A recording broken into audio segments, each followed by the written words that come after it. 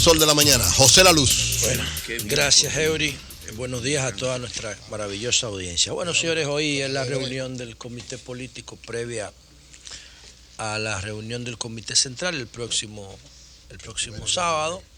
Y entonces yo pienso que esta coyuntura encuentra el Partido de la Liberación Dominicana en el poder, pero en una situación muy crítica por la inercia de su partido y por los escándalos de corrupción. ¿Cuál es la temática de la reunión del sábado, José? No, el de conocer las resoluciones del Congreso. Del Congreso. Pero, como se dice, ¿podrá haber algunas medidas disciplinarias, como usted está diciendo? No creo, no, porque para que haya medidas disciplinarias tendrían que hacer una investigación a todos los niveles del PLD, y no es verdad que van a investigar a todos los niveles del PLD, eso no es verdad. Pudieran señalar 3 o 4 compañeros de la base para ponerlo como chivos expiatorios, pero en el PLD, si el PLD tuviera condiciones para juzgar lo que se pretende juzgar, no se hubiese dado la traición.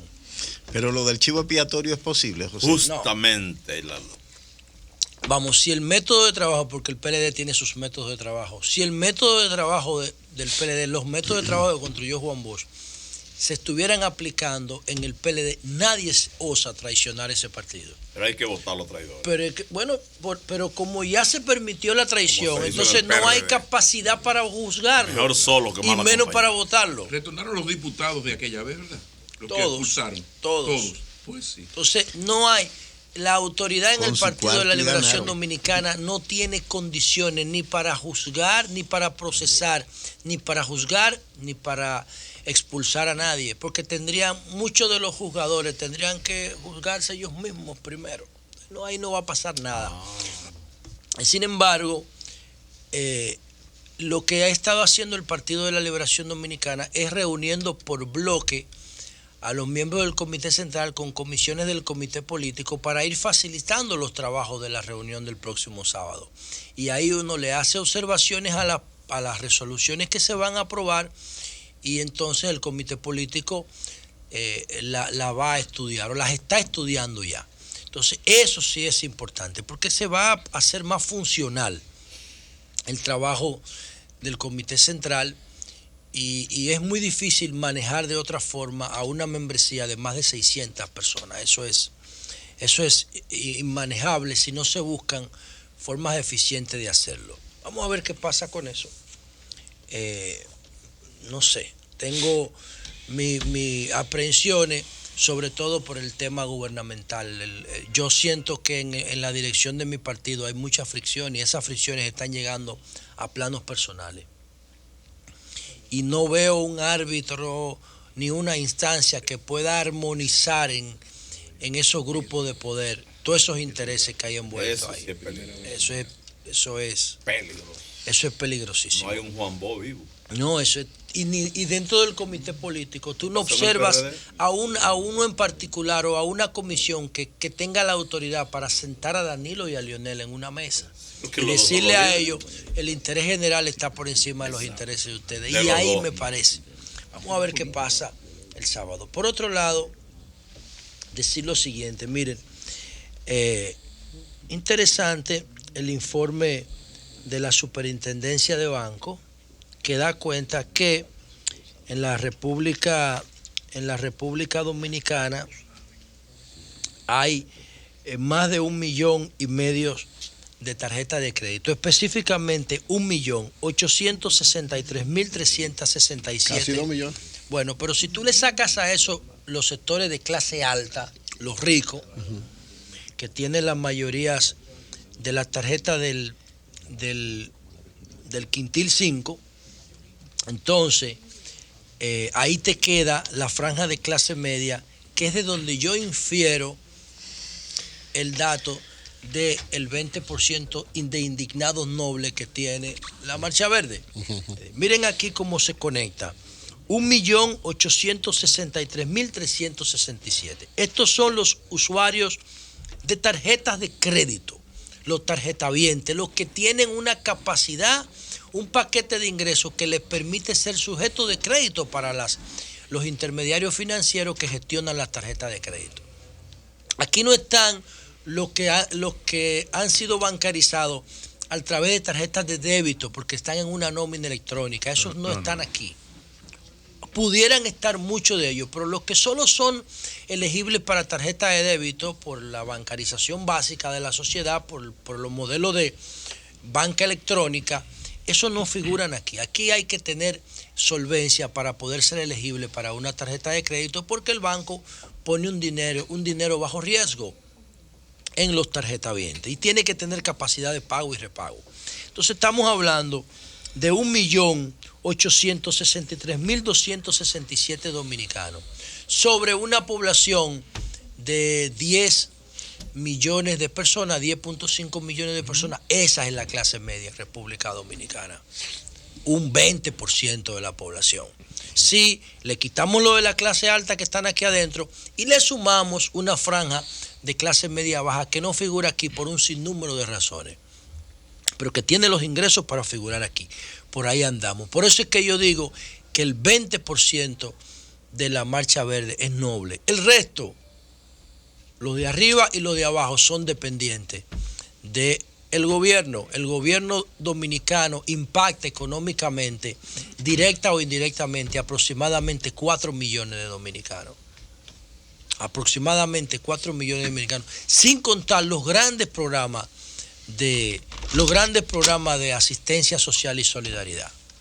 Aquí más de un 80% de las empresas negocian con el gobierno como proveedora.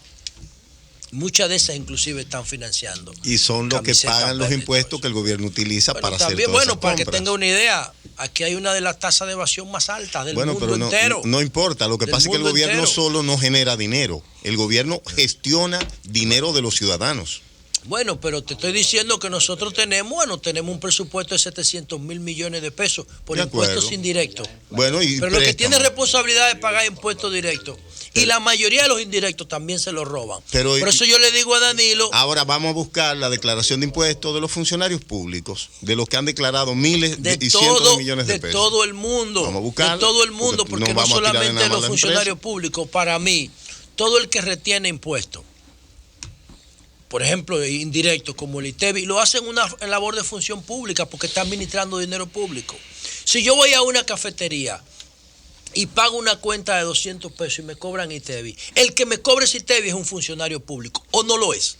En ese momento no está haciendo... Es un agente de retención y esa no es una función pública. Debe pagar, claro. Entonces, si es una función pública, el que me retiene el ITEVI tiene que ser definido como funcionario público a la hora de fiscalizarlo. No, debe Claro que sí, porque cuando me retiene el ITEVI, es un agente de retención por decisión de la función pública. Pero lo hacen un rol de función pública, pero no fue electo por nadie. Es la ley que le asigna ese rol. Entonces tiene que ser elegible para fiscalización. En mi proyecto de revisión de patrimonio, esos son elegibles para fiscalizarlo. Pero en la ley actual, ese agente de retención que te cobre el ITEVI está sujeto a ser fiscalizado por impuestos internos. Pero no hay que modificar la ley, hay que aplicarla.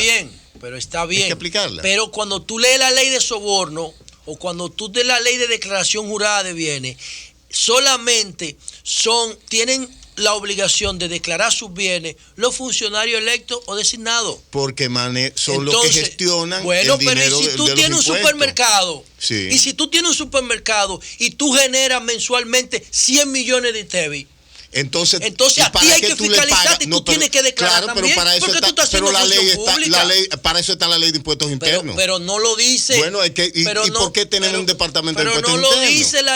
No lo dice la ley de declaración jurada. No, porque es una ley para el funcionariado público. A mí hay que fiscalizarme y a ti también. Pero hay otra ley para fiscalizarlo, que es la ley que rige la Dirección de Impuestos Internos. La Dirección de Impuestos Internos también me fiscaliza, las dos. Sí, ¿Por qué a mí tiene que fiscalizarme dos y a ti una? Porque el dinero que yo gestiono como gestor privado, yo lo hago, perdóname, por mi cuenta y riesgo. Le pago, por ejemplo, Antonio nos paga a nosotros que estamos aquí por su cuenta y riesgo. Ahora, el que gestiona una institución pública le llega un cheque con lo que le paga a la gente, con lo que decide comprar. Si el gestor Antonio te da la opción de que tú pagues tu impuesto. Si el gestor del supermercado se equivoca, quiebra su negocio y se queda sin empleo. Antonio te da la opción de que tú pagues tu impuesto. Perdóname. Y entonces, si tú gestionas impuestos, tú lo haces en un rol de función pública. Oye, es que si quebró el supermercado, al dueño del supermercado no le llega un cheque. Él tiene que tener un plan económico apropiado que le permita comprar. Bueno, pero a los gestores públicos les llega un cheque con lo que pagan el personal, con lo que resuelven las cosas, y ese cheque se genera en el trabajo de los demás. Cuando yo dije aquí ayer, lo escribí por las redes, que tú el que pague una boleta de $500 para un concierto tiene que ser fiscalizado, tiene que ser auditado. Todo el mundo empezó a pegar el grito al cielo por todos lados, diciendo que yo era un radical y un exagerado. No, lo que pasa es que yo tengo una visión de la corrupción que va más allá de ese escándalo de Odebrecht. Pero hay una ley que obliga. Yo no sé de eso. Yo estoy diciendo que no hay mecanismo práctico de fiscalización. No hay mecanismo práctico de fiscalización. Entonces aquí hay un paquete de actividades que se dan al margen de la ley. Es cierto que hay un problema de eficiencia, pero tenemos que tener mecanismos automáticos de fiscalizar esas cosas. Tenemos que tener mecanismos automáticos. Sin embargo, lo que quería resaltar es ese dato que da la Superintendencia de Banco. 1.863.000 tarjetavientes hay en República Dominicana. Y entonces, esos tarjetavientes demandaron un crédito de 47.500 millones a final de febrero de este año. O sea, de febrero a febrero, 47.505 millones de pesos. ¿Qué es eso? Mil millones de dólares. Un aumento de 6.164 millones, equivalente al 14.9% con relación al 2016. Por otro lado, yo quiero decir lo siguiente. Miren, cuando el juez Alejandro Vargas rechazó el acuerdo el inicial de la Procuraduría con Odebrecht, lo hizo bajo un argumento muy fuerte. Él decía que si no se había iniciado un proceso legal, entonces no cabía ni la conciliación, ni la suspensión condicional de la pena, ni el juicio penal abreviado, que son las figuras que entran en los criterios de oportunidad que establece el Código Procesal Penal. Expediente descalzo. Ahora, el Ministerio Público ha reintroducido otro acuerdo sin la participación, dice el periódico Diario Libre, sin la participación de el coordinador de los juzgados de instrucción. O sea, no se sabe cómo se escogió el tema. Quiero ser específico con este punto. No se sabe cómo se lo asignaron creo que, déjame ver, aquí está el dato específico. ¿Te acuerdas que si él no va, él tiene suplente? Está bien, si el juez está enfermo, si el coordinador si el coordinador tiene gripe y no puede ir. Recuérdate el caso de Lili. Recuérdate el caso de Lili, que un tipo se mató. Un tipo se mató. Lili, que un tipo se suicidó y los familiares del muerto fueron a Lili. Presidente, pero es que este hombre no se puede haber suicidado con la mano derecha porque él era zurdo. Bueno, que se mató con la mano que le dé la gana. Entonces, hay un tigre que se suicidó de 2 disparos. De 2 disparos, sí. Exactamente. El primero falló, dice aquí, no fue lo suficientemente de acuerdo efectivo. con una fuente vinculada al caso, oigan esto, el sorteo del tribunal que conoció la resolución de peticiones que permitiría al Ministerio Público tener 30 días la información que permitirá identificar quiénes fueron sobornados, no fue hecho en presencia del juez Alejandro Vargas, juez coordinador de los juzgados de instrucción. Y ese dato ya empieza a poner elementos de preocupación en el acuerdo, porque también yo creo que la ley hay que retorcerla un poco para que quepa este acuerdo. Porque si nosotros buscamos el artículo 34 del Código Procesal Penal, el artículo 34 establece cuáles son las condiciones para este tipo de negociaciones. Y yo quiero compartir con ustedes cuáles son los criterios. Cuando nosotros conectamos los criterios del artículo 34 y siguiente del Código Procesal Penal Dominicano para acoger la figura de los criterios de oportunidad, nos vamos a dar cuenta que ni el Código Procesal Penal, ni el Código Penal, ni la ley de soborno prevén menos de 2 años para los sobornos. Entonces, el Código Procesal Penal habla de que los casos que puedan ser elegibles para la negociación tienen que tener menos de 2 años. Tienen que tener menos de 2 años. Pero ahí hay un aspecto con relación a eso. Tú sabes que el acuerdo solo cubre a Odebrecht. Es decir, sí, pero Odebrecht tenía un representante aquí y la ley de soborno lo incluye a los dos. Perfecto, Odebrecht tenía un representante aquí, pero ese representante o el jefe de Odebrecht aquí fue interrogado y está siendo juzgado o tratado por la justicia de Brasil. Bueno, entonces como él no puede ser juzgado 2 veces por el mismo hecho, es decir, ya fue juzgado. A la gente de Odebrecht, que era la que podíamos, que era la que se supone que podíamos juzgar en función de ese acuerdo, ellos están siendo juzgados. Ahora, si hay un dominicano que recibió soborno o que era funcionario público o que era o un privado que dio el soborno, ese no está cubierto en el acuerdo. Sí, pero lo que yo digo es, Julio, ¿cómo tú vas a meter? Ahora los ejecutivos de Odebrecht sí, porque se supone que ya están siendo juzgados en Brasil. Está bien, pero ¿cómo tú metes si la ley de soborno, que es el instituto jurídico que te define las penas, la ley de soborno o el Código Penal, ninguno de los dos habla de 2 años? Y el instituto, o sea, el Código Penal, que es que te establece cómo tú procedimentas el caso. ¿Cómo tú lo llevas a cabo? ¿Cuál es la vía, el método? El Código Procesal Penal es el método para conocer, procesar y juzgar los casos penales. En el artículo 34, que es el artículo que nos convoca, dice lo siguiente: criterios de oportunidad. Criterios de oportunidad. El Ministerio Público puede, mediante dictamen motivado, prescindir de la acción pública respecto de uno o varios hechos atribuidos, respecto de uno o de alguno de los imputados. Tienen que ser imputados, ya lo dice el código, tienen que ser imputados. Tú no te puedes sentar a negociar si tú no has recibido una calificación de imputado, si no hay un proceso penal abierto contra ti. José, o limitarse a alguna de las calificaciones jurídicas posibles. Aunque sea contra la corporación como tal. Cuando se trate de un hecho que no afecte significativamente el bien jurídico protegido, cuando no comprometa gravemente el interés público. Este criterio no se aplica cuando el máximo de la pena imponible sea superior a 2 años. Eso tumba cualquier posibilidad. Pero mira, José, me dice Felipe Porte, me escribe aquí, me dice que ese artículo que tú estás leyendo, el 34. Sí, que fue modificado por la ley 1015.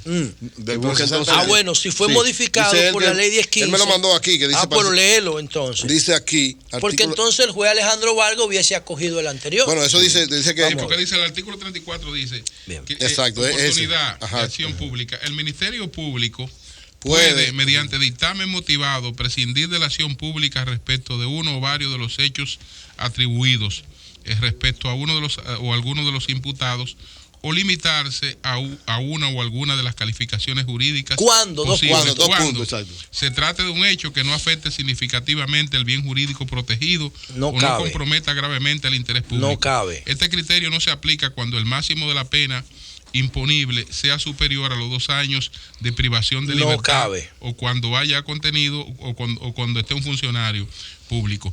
Entonces el asunto ahí falta el ítem del imputado. El asunto está ahí en el potencial alcance de los prevenidos. Es decir, que yo no estoy renunciando a que a ti te apliquen 10 años, porque yo de todas maneras no te puedo someter a la justicia a ti, porque tú estás sometido a la justicia en tu país. Entonces yo no estoy renunciando a someterte a la justicia. Entonces no cabe ninguna de las dos cosas. Es que yo lo que estoy tratando, porque yo estoy de acuerdo con los acuerdos. Yo estoy de acuerdo con los acuerdo.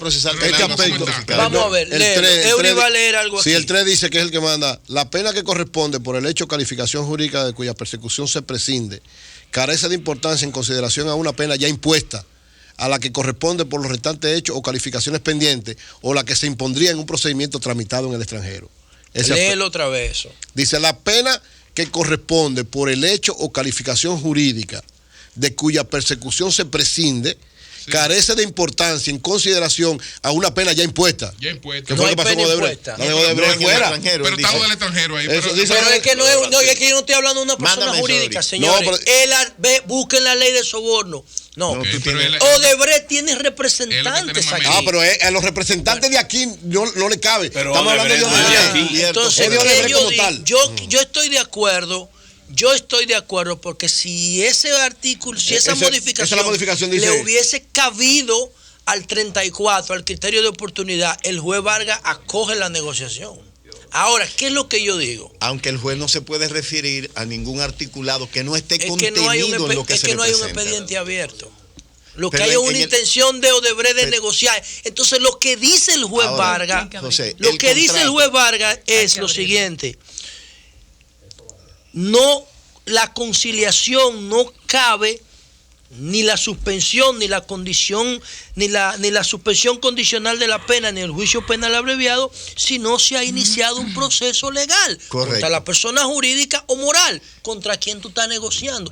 ¿A qué tú vas donde el juez? Somételo Porque no primero. lo ampararon. El juez te está diciendo, pero somételo primero. Y Perdona, nadie quiere someter. No, discúlpame, pero si el acuerdo viene, José, si el acuerdo, es decir, en términos simplemente jurídicos, si el acuerdo viene con los imputados en Brasil como representantes de la corporación, amparado en la norma de lo que tú dices, eso. pudiera Para los de aquí no, encontrarse para el representantes de aquí no. José, Pero para el los internacionales que bajadero están siendo tú- jugadores no puede el jugar. bajadero del que tú hablabas. Claro, el Ahora, bajadero. El ¿por qué bajadero. yo favorezco la negociación? Sí.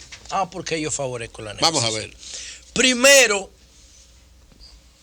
a mí no me gusta el concepto de prisión No, tú siempre lo has dicho. para eso. todo el mundo, porque la prisión debe estar reservada para los que son una amenaza de agresión física para la sociedad.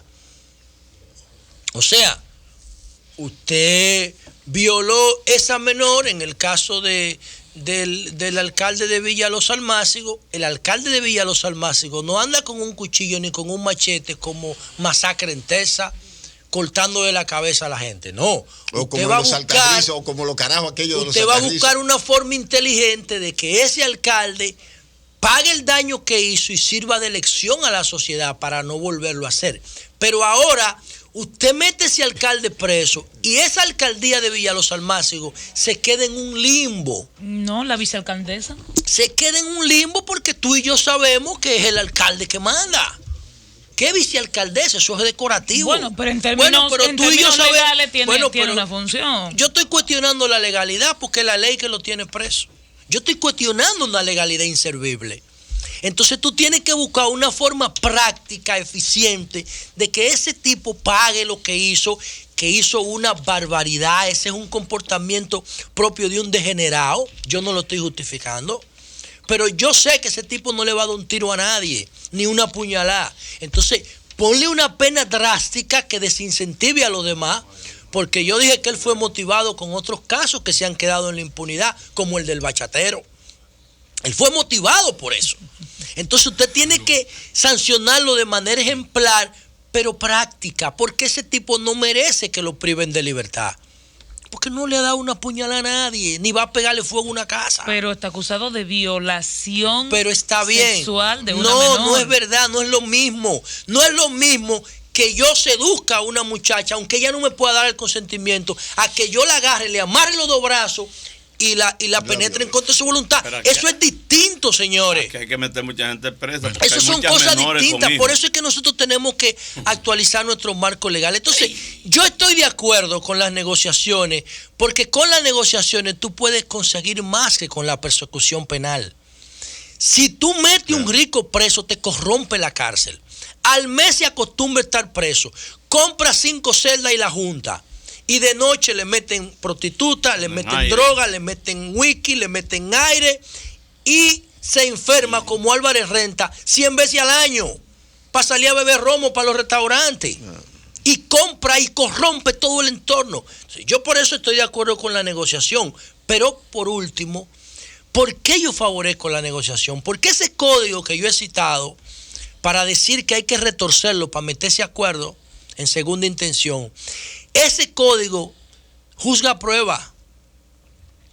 Y no es verdad que con un testimonio de un tipo que está diciendo, que como aquí en el barrio, A los tigres en el barrio hay que darle para que hablen y después hay que darle para que se callen. Es así, ¿eh? A los tigres en el barrio, tú le das para que hablen y después tienes que darle para que se callen porque ellos empiezan a hablar de los tigres que los protegen arriba. También. Así habían izquierdistas también. Entonces, al tipo de Odebrecht le dieron para que hable y ahora hay que darle para que se calle porque el tigre sabe que mientras más gente compromete, más rebaja de pena consigue. Entonces ese testimonio interesado no le sirve a este código como prueba. Hay que demostrarle a los sobornados que ellos cogieron esos cuartos. Y es muy difícil con ese código poder sacar una sentencia de este caso. Por eso yo favorezco la negociación. Habría que ver entonces cómo retorcemos el código para meterle la negociación. Cambio y fuera. El sol de la mañana.